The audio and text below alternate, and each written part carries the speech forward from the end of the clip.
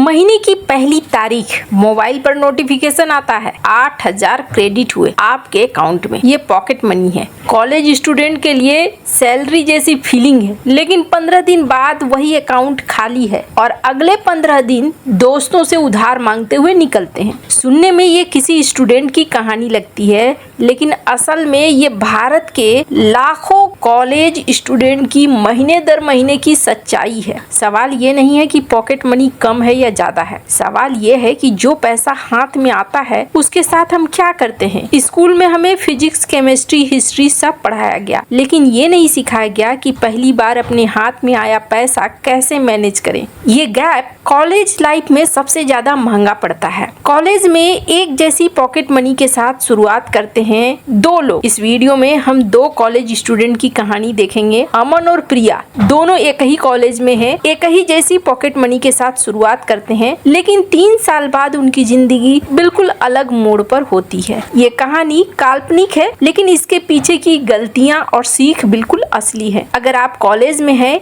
या अभी अभी निकले हैं तो ये वीडियो आपके लिए है। ज्यादातर लोग सोचते हैं कि फाइनेंस सीखने का सही समय तब आता है जब पहली नौकरी लगती है, जब सैलरी अकाउंट में आना शुरू होती है, लेकिन सच ये है कि कॉलेज लाइफ ही वो समय है जब पैसों की आदतें बनती हैं। जो आदत 20 साल की उम्र में बनती है, वही आदत 30, 40, 50 साल की उम्र तक साथ चलती है। कॉलेज में पहली बार पैसा हमारे हाथ में आता है बिना किसी की सीधी निगरानी के। घर पर मम्मी पापा पूछते थे कि पैसा कहाँ खर्च हुआ। कॉलेज में, खासकर हॉस्टल में, ये पूछने वाला कोई नहीं होता। ये बात अच्छी भी है, आजादी है, लेकिन खतरनाक भी है। अच्छी इसलिए है क्योंकि यहीं से हम अपनी असली फाइनेंशियल व्यक्तित्व बनाते हैं। खतरनाक इसलिए है क्योंकि गलतियां करने की गुंजाइश बहुत ज्यादा होती है। एक और बड़ी वजह है कंपाउंडिंग। पैसे की दुनिया में समय सबसे बड़ी ताकत है, अमाउंट नहीं। अगर आप 20 साल की उम्र में हर महीने सिर्फ 500 रुपए का निवेश शुरू कर दें, तो 30 साल में ये रकम उस व्यक्ति से कहीं ज्यादा होगी जो 30 साल की उम्र में हर महीने 2000 रुपए निवेश करना शुरू करता है। हम आगे इस मैथ को डिटेल में देखेंगे। तो इस वीडियो में हम सिर्फ थ्योरी नहीं देंगे, हम देखेंगे कि पॉकेट मनी को असल में कैसे बजट करें, EMI, बाय नाउ पे लेटर के जाल से कैसे बचें, UPI खर्च को कैसे कंट्रोल करें, छोटी उम्र में SIP कैसे शुरू करें, इमरजेंसी फंड कैसे बनाएं और साइड इनकम के जरिए अपनी पॉकेट मनी को कैसे बढ़ाएं। चलिए शुरू करते हैं अमन और प्रिया की कहानी से। अमन और प्रिया दोनों एक ही Tier 2 शहर से हैं, एक ही इंजीनियरिंग कॉलेज में BTech के पहले साल में एडमिशन लेते हैं। दोनों के घर से हर महीने 8,000 रुपए पॉकेट मनी आती है। हॉस्टल, मेस फीस अलग से भरी हुई है। ये पैसा सिर्फ बाकी खर्चों के लिए है। दोनों की शुरुआत बिल्कुल बराबर है। पहले महीने में दोनों को पैसा अकाउंट में दिखता है, दोनों को अच्छा लगता है। ये पहली बार है जब उन्हें लगता है कि वो बड़े हो गए हैं, कि ये पैसा उनका अपना है, कोई उनसे हिसाब नहीं मांगेगा। यही वो मोमेंट है जहाँ से दोनों की राहें अलग होना शुरू होती है। हालांकि उस वक्त किसी को इसका एहसास नहीं होता। अमन की सोच सीधी है, पैसा है तो एंजॉय करो, फिक्र अगले महीने की अगले महीने। पहले हफ्ते में ही वो दोस्तों के साथ 3 बार बाहर खाना खाता है, नई ईयरफोन खरीदता है क्योंकि पुरानी वाली आउटडेटेड लग रही है, और एक मूवी मैराथन में पैसे उड़ा देता है। दूसरे हफ्ते के शुरुआत में ही उसके अकाउंट में 3,000 रुपए से कम बचते हैं। प्रिया की सोच अलग है, लेकिन बोरिंग बिल्कुल नहीं। पहले हफ्ते में वो अपने फोन में एक सिंपल नोट्स ऐप खोलती है और लिखती है कि इस महीने का पैसा कहाँ जाएगा। वह भी दोस्तों के साथ बाहर जाती है, वो भी शॉपिंग करती है। फर्क ये है कि वो पहले से तय करती है, फिर खर्च करती है। अमन पहले खर्च करता है, फिर सोचता है कि पैसा कहाँ गया। कॉलेज में सबसे बड़ा खर्च अक्सर जरूरत से नहीं बल्कि सोशल प्रेशर से आता है। नया सेमेस्टर शुरू होता है, दोस्तों का ग्रुप बनता है और उस ग्रुप में फिट होने का एक अनकहा दबाव होता है। कोई नए स्नीकर्स पहनकर आया है, कोई नया फोन दिखाता है, और अचानक वही चीजें जरूरी लगने लगती हैं जो कल तक जरूरी नहीं थी। अमन के ग्रुप में हर वीकेंड बाहर घूमने जाने का चलन है। कभी मॉल, कभी कैफे, कभी नई रिलीज मूवी। शुरू में अमन को लगता है कि ना बोलना अजीब होगा, कि दोस्त क्या सोचेंगे, इसलिए वो हर बार हाँ बोल देता है, चाहे उसके पास पैसा हो या ना हो। महीने के आखिरी 10 दिन वो लगभग हर बार दोस्तों से उधार मांगता है। यहाँ एक जरूरी बात समझनी है, ना बोलना कंजूसी नहीं है, ये क्लियरिटी है। प्रिया भी अपने दोस्तों के साथ बाहर जाती है, लेकिन वो पहले से तय करती है कि महीने में कितनी बार और कितने बजट में। जब उसका बजट खत्म हो जाता है, वह साफ बोल देती है, इस बार मैं स्किप करती हूँ, अगली बार जरूर जाऊंगी। कोई उसे इसके लिए जज नहीं करता, क्योंकि ये ईमानदारी है, कमजोरी नहीं है। एक रिसर्च बताती है कि यंग एडल्ट अक्सर सिर्फ इसलिए खर्च करते हैं ताकि सोशल मीडिया पर या दोस्तों के बीच पीछे न दिखे। इस फीलिंग को फोमो कहा जाता है, fear of missing out. College life में ये सबसे महंगी भावना होती है, क्योंकि ये हमें अपनी असली जरूरत भूलकर दूसरों की जिंदगी की नकल करने पर मजबूर कर देती है। असल सवाल ये नहीं है कि क्या खरीदना गलत है, सवाल ये है कि क्या यह खर्च आपकी अपनी खुशी के लिए है या सिर्फ दूसरों को दिखाने के लिए। अगर जवाब दिखाने के लिए है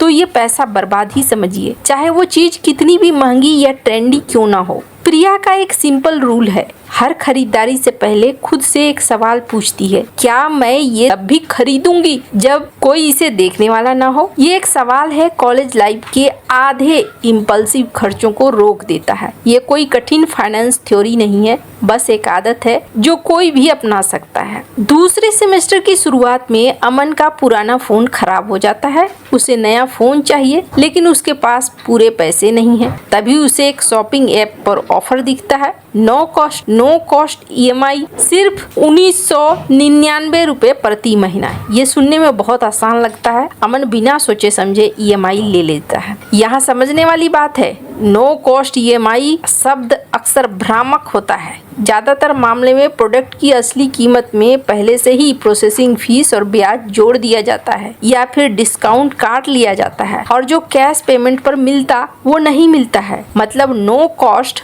असल में पूरी तरीके से नो कॉस्ट नहीं होता है। इसके अलावा हर EMI पर एक प्रोसेसिंग फीस, कभी कभी GST भी लगता है। असली समस्या तब शुरू होती है जब एक EMI के बाद दूसरी EMI आती है। अमन का फोन EMI शुरू होता है, फिर वो एक नए जैकेट भी EMI पर खरीद लेता है, क्योंकि सिर्फ 499 रुपया प्रति महीना है। फिर एक गेमिंग हेडसेट खरीदता है। हर एक EMI अकेले में छोटी लगती है, लेकिन जब 3-4 EMI एक साथ चल रही हो तो हर महीने की पॉकेट मनी का एक बड़ा हिस्सा शुरू होते ही कट हो जाता है। इसी दौर में अमन को एक बाय नाउ पे लेटर ऐप का मैसेज आता है, आपकी 15,000 की लिमिट अप्रूव हो गई है, कभी भी इस्तेमाल करें। ये पैसा उसका अपना नहीं है, ये एक कर्ज है, लेकिन ये इतनी आसानी से दिया जाता है कि ये पॉकेट मनी जैसा महसूस होता है। कोई बैंक जाकर फॉर्म नहीं भरना पड़ता, कोई गारंटर नहीं चाहिए, बस एक क्लिक। बाय नाउ पे लेटर भारत में तेजी से बढ़ रहा है, खास तौर पर यंग यूजर्स के बीच, क्योंकि इसमें ट्रेडिशनल क्रेडिट कार्ड जैसे सख्त शर्तें नहीं होती। लेकिन जो चीज इसे आसान बनाती है वही चीज इसे खतरनाक भी बनाती है। जब पेमेंट बाद में करना हो तो दिमाग आज के खर्च को उतनी गंभीरता से नहीं लेता है जितना असल में लेना चाहिए। 2 महीने बाद अमन के पास एक साथ 3 बिल आते हैं, फोन की EMI, BNPL का बकाया और एक क्रेडिट कार्ड जो उसने इमरजेंसी के नाम पर बनवाया था, लेकिन जिसका इस्तेमाल वो अब हर हफ्ते कर रहा है। मिनिमम ड्यू भरने के बाद भी बाकी रकम पर ब्याज लगना शुरू हो जाता है, और ये ब्याज दर सालाना 36 से 40% तक हो जाता है। यानी हर महीने बकाया रकम खुद ब खुद बढ़ती जाती। ये मिनिमम ड्यू का जाल कहलाता है। मिनिमम ड्यू भरने से बैंक को ये दिखता है कि आपने डिफॉल्ट नहीं किया, इसलिए आपका सिविल स्कोर तुरंत नहीं गिरता, लेकिन बाकी बकाया रकम पर हर दिन ब्याज जुड़ता रहता है। मतलब आप जितनी देर मिनिमम ड्यू पर टिके रहते हैं उतना ही ज्यादा पैसा आप सिर्फ ब्याज में गंवाएंगे, असली सामान की कीमत से कहीं ज्यादा। तीसरे सेमेस्टर तक अमन की हालत ये है कि हर महीने की पॉकेट मनी का 60% सीधा EMI और क्रेडिट कार्ड बिल में चला जाता है। बचे हुए पैसे में मेस के अलावा के खर्च, दोस्तों के साथ बाहर जाना, सब कुछ मैनेज करना मुश्किल हो जाता है। वह दोस्तों से पैसे उधार लेना शुरू करता है और कभी कभी अगले महीने की पॉकेट मनी पहले ही खर्च हो चुकी होती है, दिमाग में अगर हाथ में नहीं। एक रात अमन अपने फोन में कैलकुलेटर खोलकर हिसाब लगाता है। कुल मिलाकर उसका बकाया अब 22,000 रुपए के करीब है। ये रकम उसकी लगभग 3 महीने की पूरी पॉकेट मनी के बराबर है। वो सोचता है कि ये कैसे हुआ, क्योंकि उसने तो कभी एक साथ बड़ी रकम खर्च ही नहीं की। हर खर्च तो छोटा ही लगा है। ये छोटे छोटे खर्चों का जमा होना असली खतरा है। एक अकेली EMI, एक अकेला BNPL पेमेंट, एक अकेला क्रेडिट कार्ड स्वाइप, कोई भी अलग से डरावना नहीं लगता, लेकिन जब ये सब एक साथ जमा होता है तो एक ऐसा बोझ बन जाता है जो पॉकेट मनी की पूरी आजादी को खत्म कर देता है। अमन घर पर बात करने से भी डरता है, क्योंकि उसे लगता है कि पापा को पता चलेगा तो निराश होंगे। इसलिए वो चुपचाप अकेले इस बोझ को झेलता रहता है, जिससे स्ट्रेस और बढ़ता जाता है। ये पैटर्न सिर्फ अमन का नहीं है। भारत में बहुत से कॉलेज स्टूडेंट कर्ज को लेकर परिवार से बात करने में शर्म महसूस करते हैं और ये चुप्पी समस्या को और बड़ा बना देती है। यह एक जरूरी सीख है। कर्ज में फंसना गलती है, लेकिन उसे छुपाना उस गलती से भी बड़ी गलती है। जितनी जल्दी बात खुलकर आती है, उतनी जल्दी रास्ता निकलता है। हम आगे देखेंगे कि अमन इस स्थिति से कैसे बाहर निकलता है, लेकिन पहले चलिए देखते हैं कि प्रिया की तरफ क्या हो रहा है। प्रिया की स्ट्रेटजी सिंपल है लेकिन असरदार। महीने की पहली तारीख को पॉकेट मनी आते ही वो उसे 3 हिस्सों में बांटती है: जरूरी खर्च, चाहत वाला खर्च और बचत। ये तरीका फाइनेंस की दुनिया में 50-30-20 रूल के नाम से जाना जाता है, लेकिन प्रिया ने इसे अपनी कॉलेज लाइफ और अपनी पॉकेट मनी के हिसाब से थोड़ा बदला है। 8,000 रुपए की पॉकेट मनी में से प्रिया लगभग 4,000 रुपए जरूरी खर्च के लिए रखती है। स्टेशनरी, जरूरी ट्रेवल, कभी कभार का खाना जो मेस में नहीं मिलता। 2,200 रुपए वो चाहत वाले खर्च के लिए रखती है, दोस्तों के साथ बाहर जाना, मूवी, शॉपिंग। और 1,800 रुपए वो हर महीने सीधे एक सेविंग अकाउंट में डाल देती है, जिसे वो छूती भी नहीं है। सबसे जरूरी बात यह है कि प्रिया सेविंग्स को बचा हुआ पैसा नहीं मानती, बल्कि उसे पहले का खर्च मानती है। मतलब जिस दिन पॉकेट मनी आती है उसी दिन सबसे पहले 1,800 रुपए सेविंग अकाउंट में जाते हैं। बाकी बचे हुए पैसे में वो अपना महीना चलाती है। इसे फाइनेंस की भाषा में कहते हैं पे योरसेल्फ फर्स्ट। प्रिया अपने फोन में एक फ्री बजट ट्रैकिंग ऐप इस्तेमाल करती है, जिसमें वो हर UPI पेमेंट के बाद तुरंत कैटेगरी सेलेक्ट करती है। वो सिर्फ 2 सेकंड का काम है, लेकिन महीने के आखिर में उसे पूरा पिक्चर दिखता है कि पैसा कहाँ कहाँ गया। ज्यादातर लोग ये नहीं करते हैं, इसलिए उन्हें महीने के आखिर में हैरानी होती है कि पैसा अचानक कैसे खत्म हो गया। ये जरूरी नहीं है कि आप बिल्कुल प्रिया जैसा ही सिस्टम फॉलो करें। जरूरी ये है कि आपके पास कोई भी सिस्टम हो, चाहे वो एक ऐप हो, एक डायरी हो या सिर्फ नोट्स ऐप। बिना सिस्टम के पैसा मैनेज करना ऐसा है जैसे बिना नक्शे के नई जगह में गाड़ी चलाना। चलिए अब 50-30-20 रूल को थोड़ा और डिटेल में समझते हैं, ताकि आप इसे अपनी पॉकेट मनी पर लागू कर सके। 50% जरूरत के लिए, यानी वो खर्च जिसके बिना गुजारा नहीं होगा, जैसे स्टेशनरी, जरूरी ट्रेवल, दवाइयाँ। 30% चाहतों के लिए, यानी वो खर्च जो लाइफ एंजॉय करने के लिए आप कर रहे हैं लेकिन जरूरी नहीं है।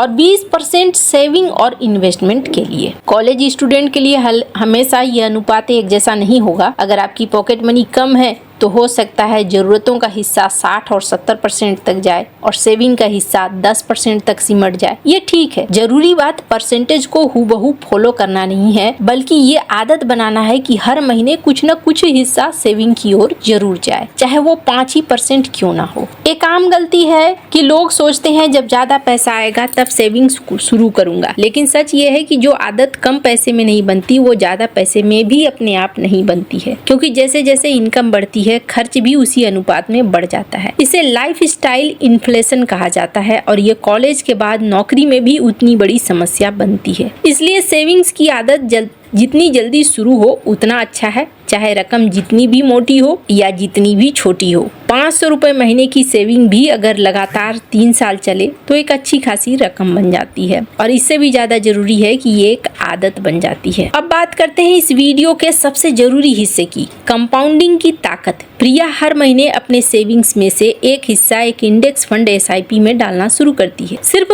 500 रुपए महीने से। उसकी उम्र 19 साल है। ये रकम इतनी छोटी है कि ये किसी को मामूली लगेगी, लेकिन यहीं से असली मैजिक शुरू होता है। मान लीजिए प्रिया ये 500 रुपए महीने की SIP लगातार जारी रखती है, हर साल थोड़ा थोड़ा बढ़ाती है जैसे जैसे उसकी इनकम बढ़ती है। अगर औसतन 12% सालाना रिटर्न मिले, जो कि इंडियन इक्विटी मार्केट के लॉन्ग टर्म हिस्ट्री के हिसाब से एक रीजनेबल अनुमान है, तो 30 साल बाद यानी 39 साल की उम्र तक ये छोटी सी शुरुआत एक बड़ी रकम में बदल चुकी होगी। प्रिया की कहानी में एक और अहम मोड़ आता है दूसरे साल में, जब वो सिर्फ खर्च कम करने पर नहीं बल्कि इनकम बढ़ाने पर भी ध्यान देती है। बजट करना जरूरी है, इसलिए कॉलेज लाइफ में साइड इनकम के मौके भी बहुत हैं, बस उन्हें पहचानने की जरूरत है। प्रिया की स्किल राइटिंग में अच्छी है, इसलिए वो छोटे छोटे फ्रीलांस कंटेंट राइटिंग प्रोजेक्ट्स लेना शुरू करती है। कॉलेज असाइनमेंट के अलावा वीकेंड पर 2-3 घंटे। शुरुआत में ये सिर्फ 2-2.5 हजार रुपए महीने का एक्स्ट्रा इनकम होती है, लेकिन धीरे धीरे उसका पोर्टफोलियो बनता जाता है और वो रेट भी बढ़ते जाते हैं। कॉलेज स्टूडेंट्स के लिए साइड इनकम के कई रास्ते हो सकते हैं। जूनियर्स को ट्यूशन पढ़ाना, कैंपस में इवेंट्स के लिए फोटोग्राफी और वीडियो एडिटिंग करना, छोटे बिजनेस के लिए सोशल मीडिया मैनेज करना, ऑनलाइन डेटा एंट्री और ट्रांसक्रिप्शन का काम करना, या अपनी किसी हॉबी को स्किल में बदलकर उससे कमाई शुरू करना, जैसे ग्राफिक डिजाइन, कोडिंग या कंटेंट क्रिएशन। यहाँ एक जरूरी